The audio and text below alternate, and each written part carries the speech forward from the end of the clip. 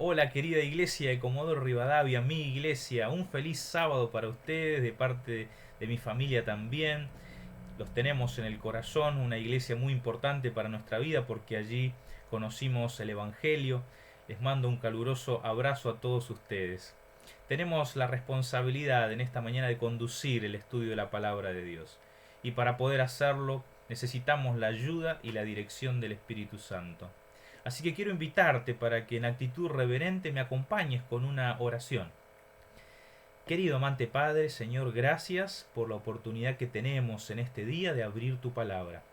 Queremos pedir la dirección de tu Espíritu Santo para que conduzca nuestra reflexión, nuestros pensamientos y pueda hablar a nuestros corazones conforme a la necesidad de cada uno. Pedimos estas cosas en el nombre de Jesús. Amén. Muy bien, vamos a estudiar juntos esta mañana un mensaje que se encuentra en un libro del Antiguo Testamento, que forma parte de una de las secciones tal vez menos estudiadas por nosotros desde el púlpito. Hago referencia a la sección de los profetas menores del Antiguo Testamento y en particular al libro de Zacarías, un libro que tiene un mensaje poderoso para nuestras vidas. Zacarías, un libro que habla para un tiempo de crisis, tal vez como lo que nos ha tocado vivir este año, tal vez como lo que te puede estar tocando vivir a ti de manera especial este año. Quiero invitarte a leer en este libro ese mensaje. Vamos a basar el mensaje en dos aspectos bien importantes. Primero, Dios está con su pueblo, con sus hijos en medio de la crisis. Y segundo, que Dios ofrece una perspectiva esperanzadora del futuro para que podamos entonces en el presente vivir aferrados a esas promesas. Lo primero que vamos a hacer es ponerle rostro a este profeta. Su nombre es Zacarías, del hebreo Sejarjá, que significa Dios recuerda o Dios recordará. Su nombre es mencionado allí en el libro, como el nombre del profeta que recibe las visiones que se hallan escritas allí. Ustedes podrán encontrar su nombre en el capítulo 1, versículo 7, por ejemplo. En el capítulo 2, versículos 4, se nos dice que este profeta era un joven, así que evidentemente era alguien que había nacido en el exilio y se encontraba ahora de regreso entre los cautivos. Se nos menciona que su ministerio comenzó tan solo 2 meses después de la fecha en la cual predicó el profeta Ageo. Esto si ustedes comparan el capítulo 1, versículo 1 de Ageo con Zacarías, el capítulo 1, versículo 1. Ageo predicó en el sexto mes del segundo año de Darío y Zacarías comenzó a predicar en el octavo mes del mismo año. Probablemente Zacarías pertenecía a una familia sacerdotal. Se menciona que era hijo de Berequías, hijo de Ido. En el libro de Esdras, capítulo 5, versículo 1, es mencionado como hijo de su abuelo, esto es, de Ido. No es ningún problema porque la palabra hijo en el hebreo bíblico puede significar también descendiente. Así que Jeremías era descendiente del tal Ido.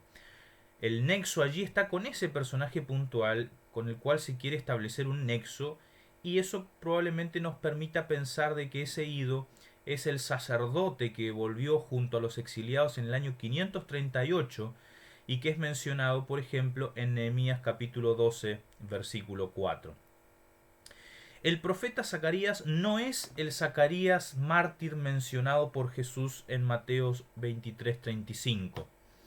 El profeta mencionado por Jesús es Zacarías, el hijo de Joiada, el sacerdote que fue tutor y protector del rey Joás, pero que una vez muerto Joiada, se nos dice en el relato bíblico que Joás se apartó de los caminos del Señor y Zacarías, hijo de Joiada, fue llamado para compartir un oráculo profético con él, pero en su enojo y en su tiranía, Joás lo mató entre el altar y el templo.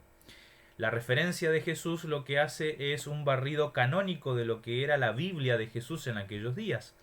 El Antiguo Testamento, la Biblia hebrea, como estaba en los tiempos de Jesús y los apóstoles, tenía como primer libro de la Biblia a Génesis, Por eso es que Jesús menciona desde Abel, la sangre de Abel. Y el último libro que tenía el canon hebreo era el libro de Segundo de Crónicas.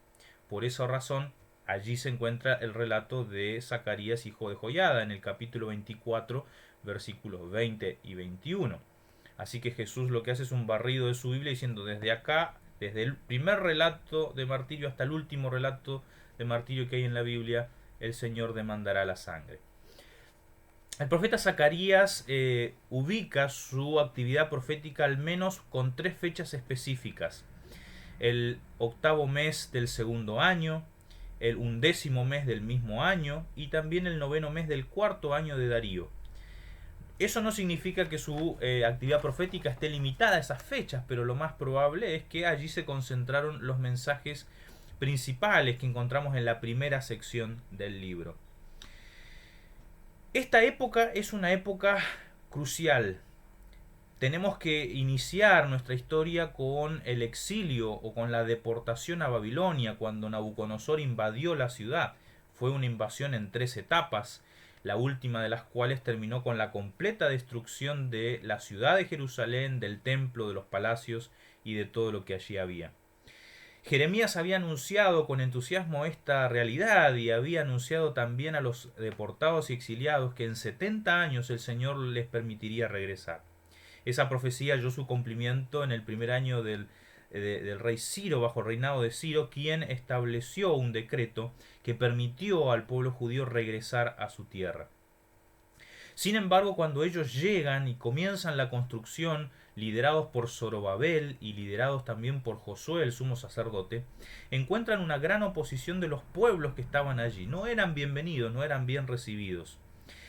Esdras capítulo 4 nos dice que ellos enviaron, los enemigos del pueblo enviaron cartas a los reyes persas para que indaguen acerca de la historia de rebeldía de la ciudad de Jerusalén. Lo que hicieron y efectivamente lo encontraron así, por lo tanto detuvieron la obra, enviaron una carta a los samaritanos, a los líderes, ¿verdad?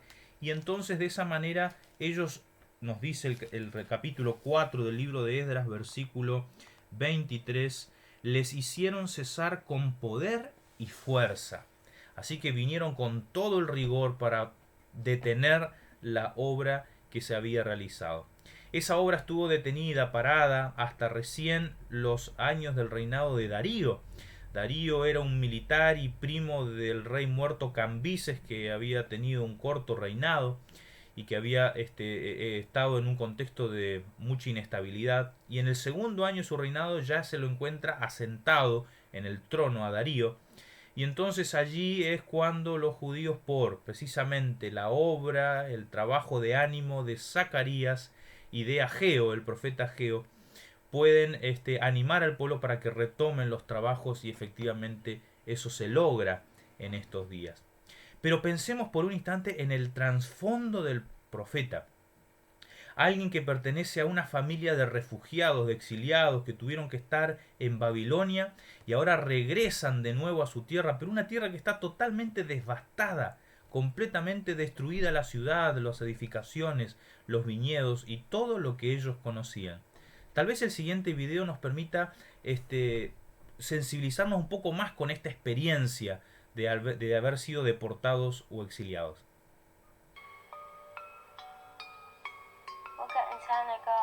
Esta niña no es feliz. Ya no le queda nada.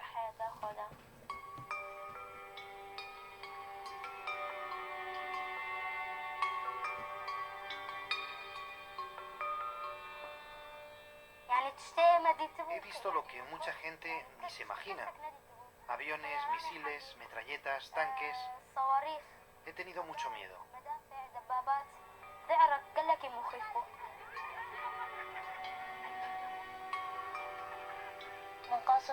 Estaba en la escuela cuando bombardearon el edificio.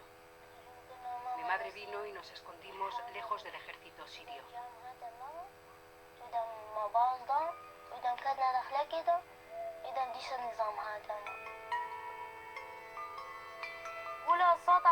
Comenzamos a acostumbrarnos a la guerra. Dormíamos incluso cuando los helicópteros bombardeaban nuestros refugios.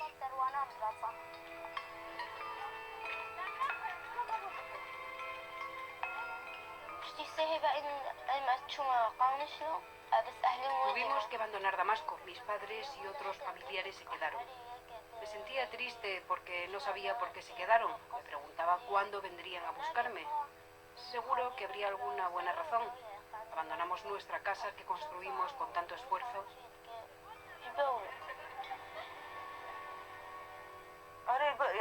Estuvimos ahorrando durante 9 años para comprar nuestra casa en Damasco.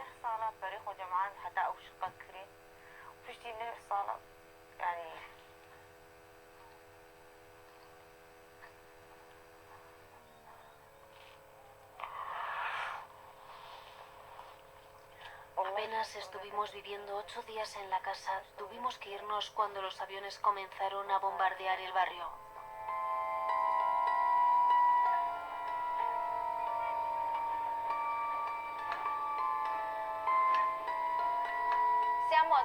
Nos encontramos en Domiz, el mayor campo de refugiados sirio del Kurdistán iraquí.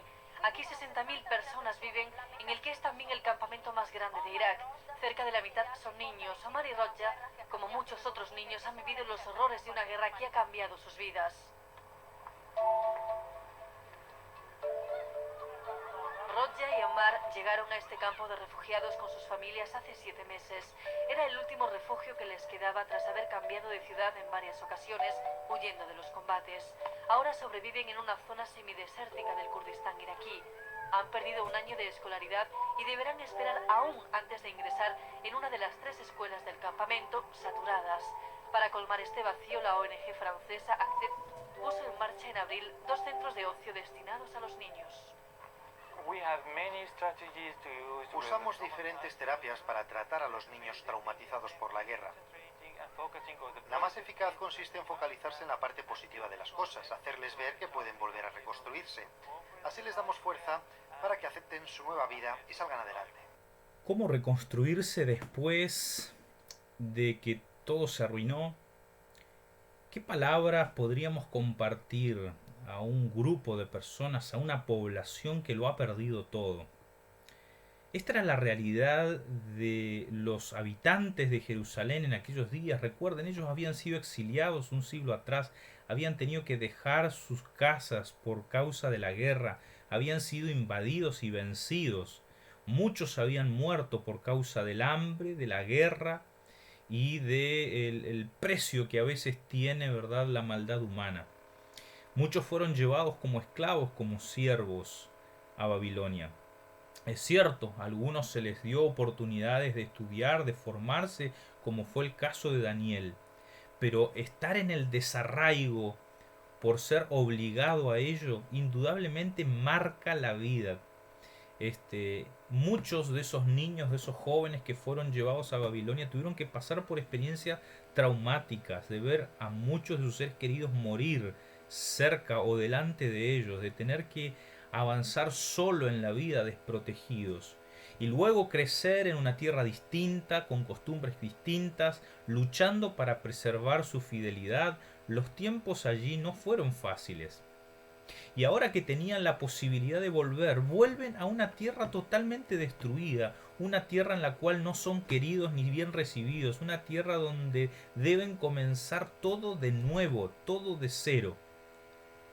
¿Qué diríamos a alguien que está pasando por una situación de este tipo? ¿Qué le diríamos a esos niños que tienen que reconstruir su vida, pensar, reconstruir su identidad, reconstruir su futuro, su perspectiva para adelante? Para esa misión fueron llamados Ageo y Zacarías. Fueron llamados para dar palabra de ánimo a un pueblo que estaba necesitando la contención de Dios. ¿Y cuál fue el mensaje que Dios les compartió? Bueno, 2 cosas mencionamos. El primer mensaje es que en medio de esa situación de caos, el Dios en el que ellos creen no está sentado en el Olimpo, no está sentado arriba de un monte lejano, distante de la experiencia de ellos, sino por el contrario. El Dios en el que ellos creen está con ellos y en medio de ellos. Por favor, toma tu Biblia y acompáñame allí en el libro de Zacarías, el capítulo 1, versículos 7 en adelante.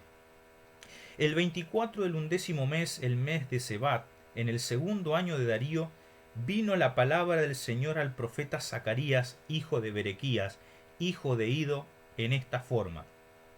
Vi de noche a un varón que cabalgaba un caballo rojo entre los mirtos de la hondonada, y detrás de él había caballos rojos, overos y blancos. Entonces pregunté: ¿qué son estos, Señor mío? Y el ángel que hablaba conmigo dijo: te mostraré lo que son. Y el varón que estaba entre los mirtos respondió: estos son los que el Señor envió a recorrer la tierra. Ellos dijeron al ángel del Señor que estaba entre los mirtos: hemos recorrido la tierra y la vimos toda reposada y quieta. La primera imagen que ve el profeta es a este jinete desconocido en principio, que luego en el versículo 11 es identificado como el ángel de Jehová. El ángel de Jehová está como un jinete con diferentes caballos, cabalgados también por otros hombres allí. Y ese ángel de Jehová está en medio de los mirtos, en una hondonada. ¿Saben? Los mirtos son un arbusto, un árbol pequeño, muy peculiar de la geografía palestina. Crece básicamente, como dice allí, en la hondonada. Crece en los lugares bajos, en los vallecitos, que genera el relieve semiárido por veces allí de algunos lugares de Palestina. Y lo peculiar de este árbol es que tiene siempre las hojas verdes, es decir, un árbol que no pierde su hoja, no tiene hoja caduca, ¿bien? Y entonces este tipo de árboles allí están en esos lugares porque es donde se preserva la humedad. Cada vez que llueve, ¿verdad?, la lluvia va por esos lugares, se desliza por allí, y de alguna manera ellos están cerca de las corrientes de las aguas, ¿no? Y entonces a lo largo de la literatura, del pensamiento bíblico, esos árboles, esos arbustos de hoja duradera, han sido utilizados como una manera de representar a lo justo. Ustedes recordarán el Salmo 1, ¿no? Donde se relaciona a los justos como aquellos árboles que sus raíces están junto a las aguas y su hoja nunca cae. Así que de alguna manera la figura es bastante sugerente. Parece dar la idea de que el Señor está en medio de su pueblo, en medio de los justos, en medio de los mirtos. Esa idea, esa figura vuelve a aparecer allí a lo largo del mensaje que vamos a tener más adelante. Por ejemplo, capítulo 1, versículo 16. Por tanto, así dice el Señor: he vuelto a Jerusalén con piedad, y en ella será reedificada mi casa, dice el Señor Todopoderoso. ¿Por qué es importante esta idea del que el Señor ha vuelto? Bueno, esto tiene que ver con un mensaje particular y una idea, una noción que está desde siempre, la idea de Dios habitando en medio de su pueblo. Ustedes pueden encontrar en el capítulo 2, versículo 5 del profeta Zacarías: yo seré para ella, dice el Señor, muralla de fuego en derredor y su gloria en su interior. Aquí está haciendo alusión claramente a lo que fue la dedicación del tabernáculo allí en el desierto, cuando Moisés y Aarón, ¿verdad?, dedicaron esa tienda para que sea lugar de adoración al Dios verdadero. Efectivamente, acá se está haciendo alusión a esa teología del Dios en medio de su pueblo, cuando Dios ordena: y me harán un santuario y yo habitaré en medio de ellos. Esa fue la idea, para que el pueblo entienda que debía vivir de una manera santa, porque Dios estaba en medio de ellos, pero también para que tengan la seguridad de la presencia divina. Ese Dios que los sacó de la esclavitud, que los hizo cruzar por el desierto y les proveyó durante todo ese tiempo de todo lo que necesitaban. Dios está en medio de su pueblo. Es el mensaje con el que inicia el profeta su palabra. Un mensaje que es muy importante. Capítulo 2, versículo 10. Canta, alégrate, hija de Sión, porque yo vengo a morar en medio de ti, dice el Señor. En ese día se unirán muchas naciones al Señor y serán mi pueblo, y habitaré en medio de ti. Nuevamente el Señor vuelve a habitar en Jerusalén. ¿Pero por qué el Señor vuelve a habitar en Jerusalén? Porque el Señor se había ido.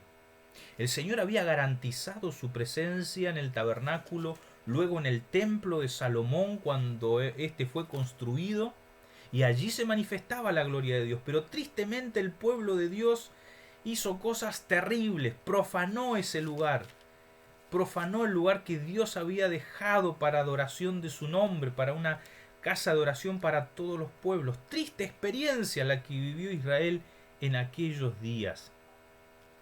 Entonces el profeta Ezequiel es quien con más detalle nos habla efectivamente de la salida de la presencia de Dios. Era tal cantidad de abominaciones, de aberraciones que se hacían en ese templo, que el Señor no le quedó otra que salir de allí. Capítulo 10 del libro de Ezequiel va relatando cómo el profeta ve desplazarse la gloria de Dios desde el lugar santísimo al lugar santo, del lugar santo hasta el atrio del templo, y del atrio del templo se eleva la gloria de Dios y se marcha de ese lugar, abandona aquel lugar que había escogido.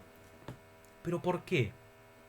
Jerusalén ya había sido invadida en 2 oportunidades, Nabucodonosor se había llevado al pueblo, Jeremías había proclamado y le había dicho al pueblo: entréguense al rey de Babilonia, el Señor nos está dando esta oportunidad, el que vaya a Babilonia será cuidado y protegido allá, el remanente del pueblo de Dios está siendo llevado, guarda, los que se están yendo como cautivos, ellos son el remanente, son los que van a volver algún día, entréguese Israel, entréguese Judá en manos del rey Nabucodonosor. Pero ellos de dura cerviz hicieron guerra y la ciudad fue arrasada completamente. Pero entonces qué interesante, porque el capítulo 11 de Ezequiel, versículos 16 por ejemplo en adelante, nos muestra una linda idea en relación al Señor y a su presencia. Por tanto así dice Dios el Señor: aunque los eché lejos entre las naciones y los esparcí por las tierras, con todo les seré un santuario por poco tiempo en las tierras a donde lleguen.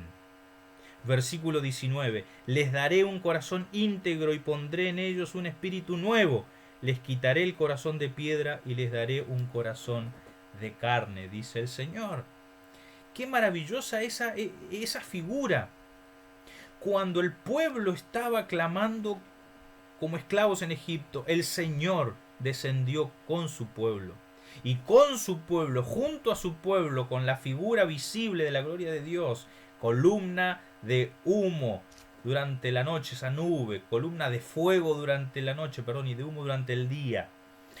Cuando el pueblo se asentó, Dios estuvo con ellos. Cuando tuvieron que librar las guerras de conquista, el Señor iba delante de ellos. Siempre la presencia del Señor. Ahora, cuando el pueblo de Dios se alejó de sus caminos, transgredió, ¿verdad?, profanó el santuario, la presencia de Dios se fue. ¿Pero a dónde se fue? Se fue con su pueblo al exilio. El Señor también se fue exiliado con los exiliados. Así que el Señor no dejó a su pueblo, al contrario, cuando Él se fue, fue para acompañar a aquellos que habían sido deportados y que estaban viviendo allá. Y dice aquí que el Señor les sería para ellos un santuario viviente allí, como siempre. Esa fue la idea. El edificio no era más que un recordatorio, pero la esencia de ese edificio era que el Señor estaba en medio de su pueblo.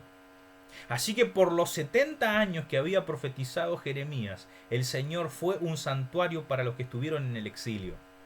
Ahora que esos exiliados estaban volviendo a rehacer su vida, cumpliendo el mandato y la voz de Dios, el Señor ahora, por medio de sus profetas Zacarías y Ageo, y ahora aquí por el mensaje que estamos leyendo de Zacarías, le dice: yo estoy volviendo y yo volveré a habitar nuevamente en medio de Jerusalén.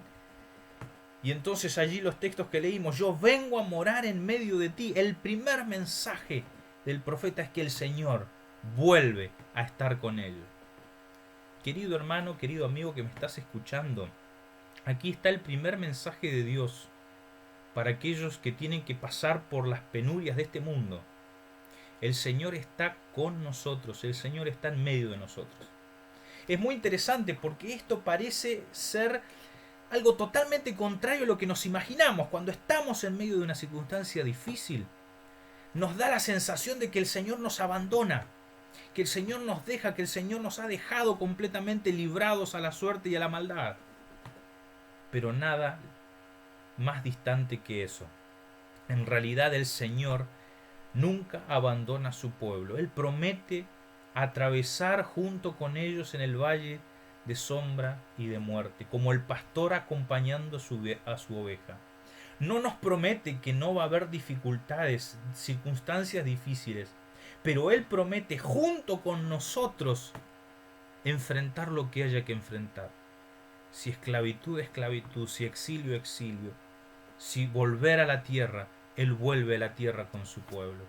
Esa imagen del Dios presente es una imagen poderosa en las Escrituras.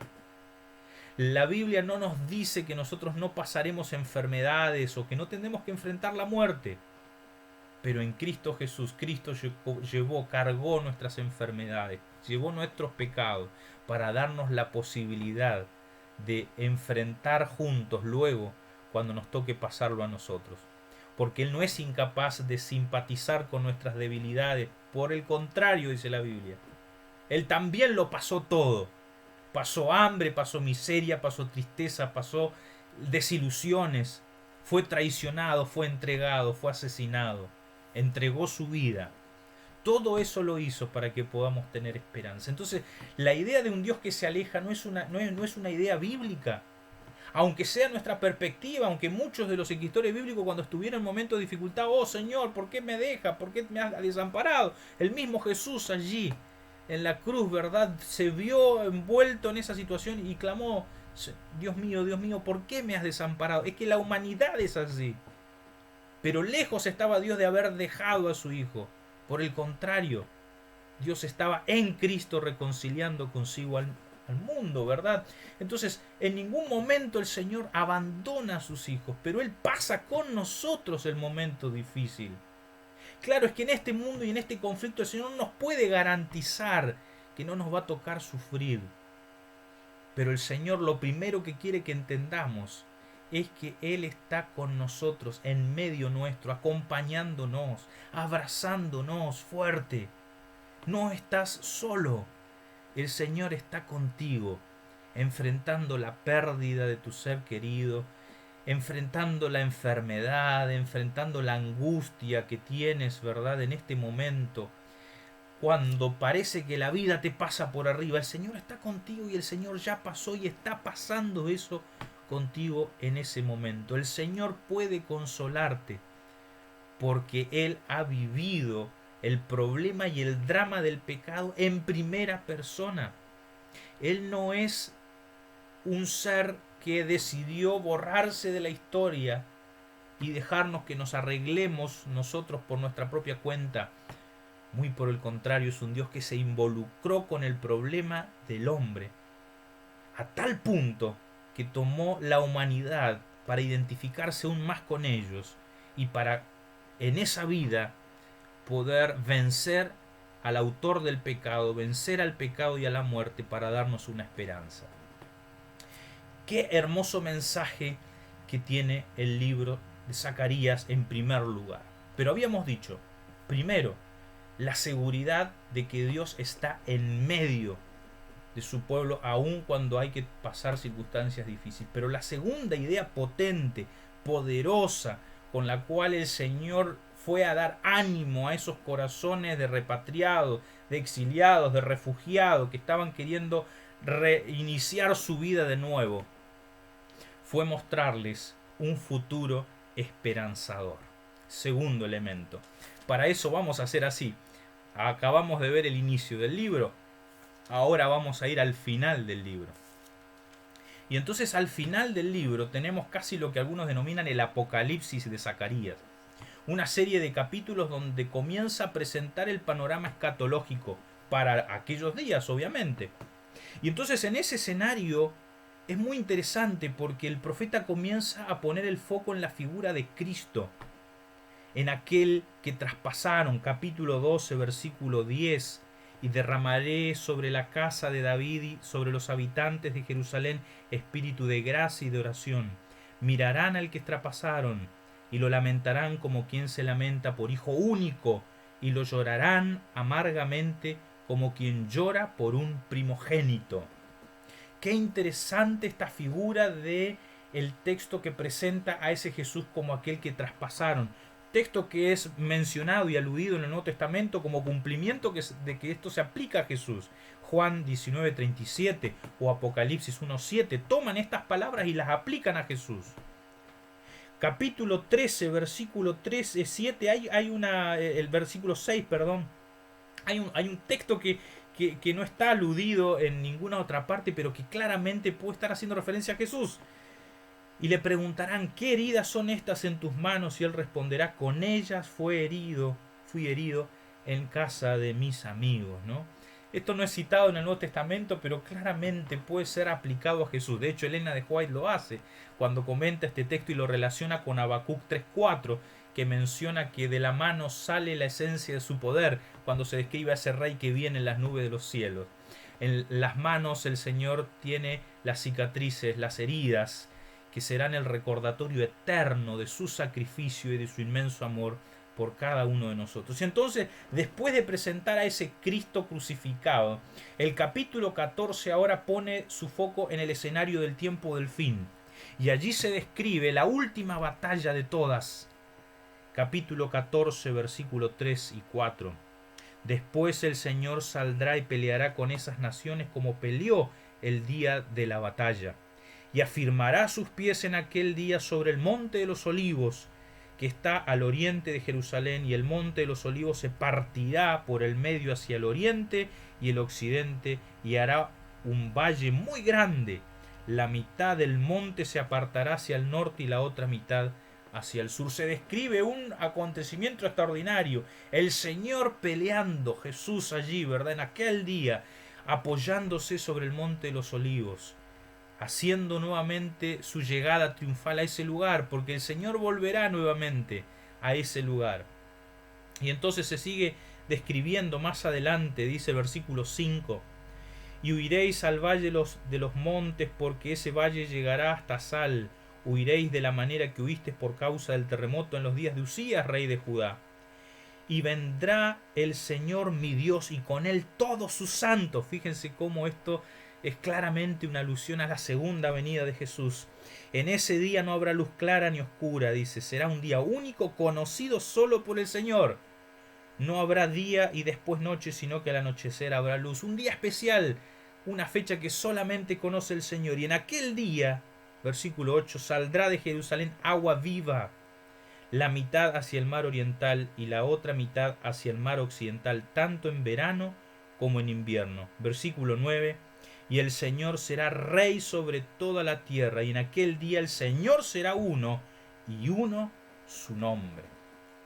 Es muy interesante, bueno, el capítulo sigue describiendo con un vocabulario muy semejante al de Isaías 66. Si ustedes leen el capítulo 14 de Zacarías junto con el capítulo 66 de Isaías, van a ver que hay mucho parecido en el contenido de esta profecía, que claramente está apuntando hacia un elemento escatológico. Estaba hablando de la restauración del Judá en aquellos días, pero está proyectando esa restauración hacia un escenario escatológico y cósmico.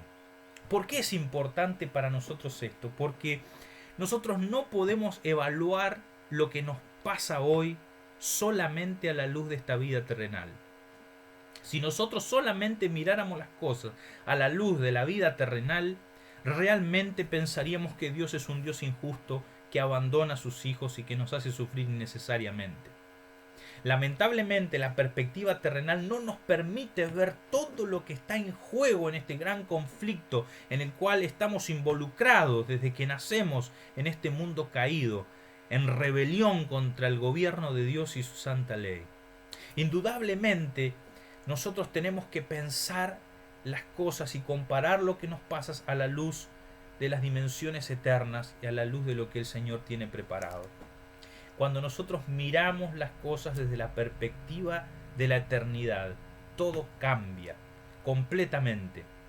Cuando nosotros estemos allí en medio de los redimidos, tendremos la oportunidad de mirar y de contemplar realmente la justicia de Dios.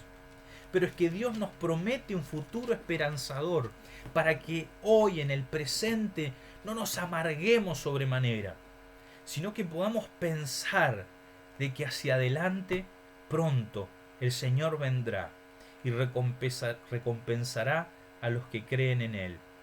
El Señor nos ha dejado hermosas, preciosísimas promesas, promesas que nos hablan de eso que va a venir, de lo glorioso que será, de cómo el libro Apocalipsis describe ese encuentro, ¿no? Capítulo 21 de Apocalipsis, versículos 3 en adelante, y oí una gran voz del cielo que decía: ahora la morada de Dios está con los hombres y Él habitará con ellos.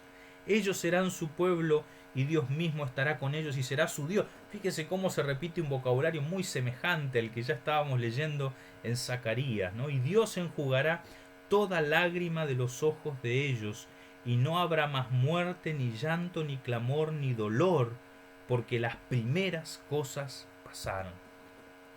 A la luz de la eternidad todo cambia. A la luz de la eternidad y de las glorias celestiales podremos comprender realmente el infinito amor que Dios tuvo al dar a su Hijo único para que podamos creer en Él y en Él encontrar la vida eterna. Querido hermano, amigo, amiga, que me estás escuchando en esta oportunidad, la verdad es que yo no conozco qué es lo que te está tocando pasar en estas circunstancias. Yo sé que este no ha sido un año fácil, yo lo he vivido en primera persona. No nos ha resultado un año fácil bajo ningún punto de vista. Pero tenemos un mensaje de Dios para nosotros.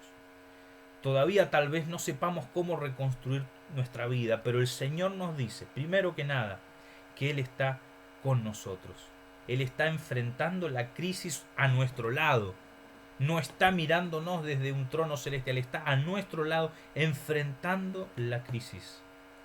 Y segundo, Él tiene un futuro esperanzador que quiere compartir con nosotros hoy, para que pongamos nuestro corazoncito en las cosas celestiales, para que comencemos a hacer tesoros en el cielo, donde ni el óxido, ni la polilla, ni la devaluación, ni la corrupción daña, ¿verdad?, ese tesoro. Muy por el contrario, es un lugar donde esos tesoros durarán por la eternidad. Pero fíjense que nuestra esperanza no está solamente atado allí a lo futuro. Nosotros como adventistas creemos en la segunda venida del Señor, pero eso no significa que estamos mirando para el costado de la realidad que nos toca vivir hoy. Nosotros tenemos los pies en la tierra, sabemos dónde estamos viviendo, y es por eso, para la hora que el Señor quiere darnos, en primer lugar, la seguridad de que Él está con nosotros enfrentando las cosas difíciles de la vida, y en segundo lugar, que tengamos calma, tranquilidad y confianza en Él, porque dentro de muy poquito Él pondrá todas las cosas en orden y podrá darnos la retribución que en Cristo Jesús Él ganó para cada uno de nosotros. Que el Señor te bendiga, que el Señor te guarde, que el Señor te permita tener esa esperanza de confiar en el Señor, de que Él está a tu lado y de que pronto podrá darte un futuro totalmente distinto de lo que hoy en día puedes llegar a imaginar. ¿Aceptas esa invitación? ¿Te sirve este mensaje del Señor para ti en el día de hoy? Que ojalá pueda ser así y que puedas reflexionar en esto, estudiarlo con profundidad y guardarlo en tu corazón. Que el Señor te bendiga.